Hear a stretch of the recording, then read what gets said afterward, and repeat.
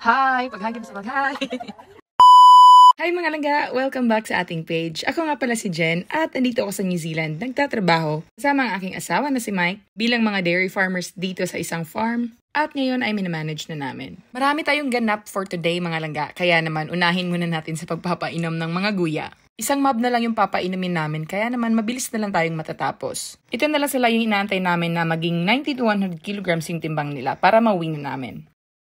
Pagkatapos pala namin mag-feed ng mga guya ay umuwi na ako sa bahay kasi meron tayong mga inaantay ngayong araw na ito. Ang una nating inaantay ay ang bangko ng aming mga amo. Pupunta kasi sila dito sa bahay para tingnan yung property para ma-evaluate nila yung value nito. Pagkatapos nun ay aantayin ko naman yung vet dahil nakaschedule ang pusa namin na si Missimo for a vaccination at deworming. Dito kasi ay yung mga vet ay nagra-round sa area namin. So pumupunta sila sa mga bahay-bahay, binavaccinate nila at tinideworm nila yung mga pet na mga animals. Kada taon nila itong ginagawa at ito ay libre dahil yung amo namin yung magbabayad. Anyway, ako ay nandito sa labas kasi sobrang mainit sa loob mga langga at ako ay nagpupump ng gatas ngayon. Sobrang gustong-gusto ko itong pump na ito kasi very handy siya at less hassle kasi hindi mo na kailangan pang hawakan yung pump mo while nagpupump ka ng gatas. Medyo pricey nga lang ito pero ayos lang kasi gamit na gamit mo naman siya kasi makakakilos ka dahil hindi mo kailangan hawakan while nagpapump ka. At pagkatapos ng aming appointment sa vet ay aantayin naman namin yung aming mga kaibigan na bibisita sa amin ngayon. Sila yung mga kababayan namin sa Mindanao na naging kapitbahay namin dito sa area namin kaya naman naging kaibigan na rin namin. Pero ngayon lumipat na sila kaya naman hindi na kami masyadong nagkikita.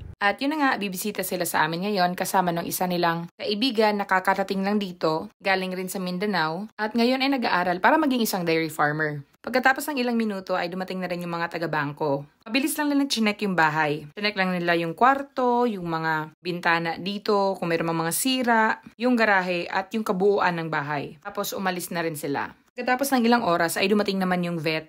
Tamang-tama at si Missimo ay nandito lang sa loob ng bahay. Minsan kasi kapag ka nasa labas yan, ako mahirap yan tawagin. Lalong-lalo na kapag ka namamasyal yan dun sa may mga pine trees. Kaya na timing na andito lang siya sa loob ng bahay ngayon. At yun na nga at binigyan na siya ng vaccination at ng pantanggal ng kuto. Mabuti na lang at nasanay na siya sa mga tao kaya naman hindi na siya nagiging bayolente. Pagkatapos ng ilang oras, dumating na rin yung mga kaibigan namin. Hi! Pag-hi kita sa mag-hi!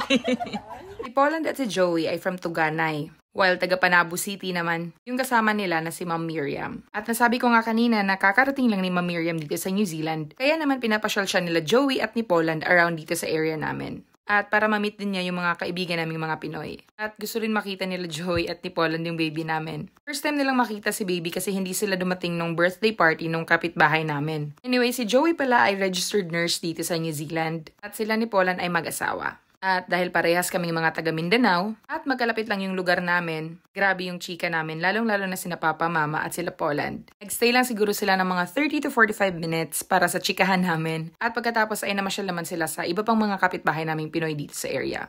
So pumunta naman tayo ngayon sa farming videos. Dahil summer na ngayon, ito na yung mga panahon kung kailan hina-harvest yung mga damo para i-preserve at gawing silage. May mga nagtatanong sa akin kung paano daw ginagawa yung silage dito sa New Zealand. Kasi sa atin sa Pilipinas, yung mga maliliit na farm, para makagawa sila ng silage ay marami silang minimix sa damo. Kumpara dito sa New Zealand na i-harvest mo lang yung damo at ibuburo mo lang siya sa isang area or babalutin mo siya at gagawin mo siyang silage bale. Yun bang nakikita nyo na parang malalaking marshmallows?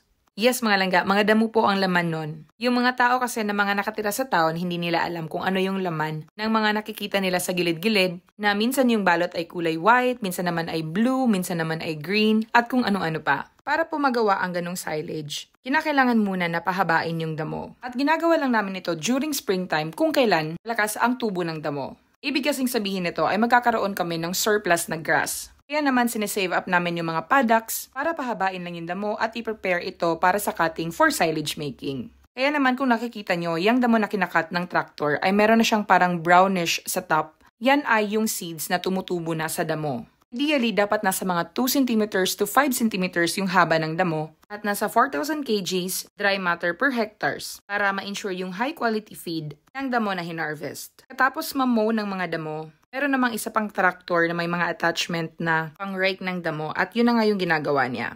Pinupundok niya yung mga damo sa isang pwesto para pagdating ng isa pang truck ay mas madali nilang ma-pick up yung mga damo. Ang ganda-ganda nilang pagmasdan mga langga kaka-amaze na makakita ng mga ganitong high-tech na mga technologies. Ang mga operator, mga tractors na ito ay mga immigrants din dito sa New Zealand. Sila ay galing sa Scotland, pero dito na sila nakatira sa New Zealand ngayon. At kada taon, sila yung inahire ng amo namin para putulin yung silage namin. Sila rin yung mag-harvest ng mga damo para ipundok sa isang area. At kami na yung magka-cover ng damo. Tapos yung marake ng damo, meron naman pupunta dito na isa pang tractor. Minsan meron siyang kasamang truck at pinipick up nila yung mga damo. Dalawang klase yung pagpipick up nila ng damo, mga langga. Una ay itong tractor na merong attachment na pwede niyang lagyan ng mga damo. Pangalawa ay yung tractor at isang truck. Ang tractor ang nagpipick up ng damo at nilalagay naman niya sa truck na kasabayan niya sa gilid. Actually, marami silang nagpipick up at the same time, mga langga, para mas mabilis yung trabaho. At pagkatapos nun ay inahatid naman nila dito sa bunker namin or silage bunker namin yung mga damo na na-harvest nila. At yes, you guessed it right, meron ding isang tractor pa dito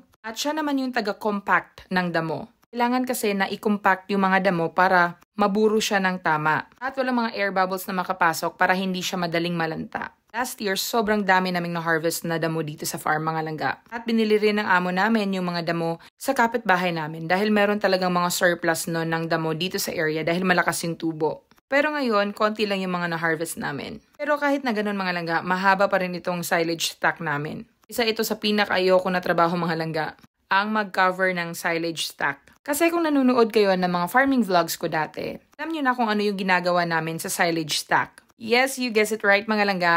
Kina-cover namin siya ng mga gulong, madaming mga gulong. At alam niyo naman, dito sa farm, hindi kami ganun karami. Kaya naman, nagsasalitan kami ng pag-cover ng silage stack.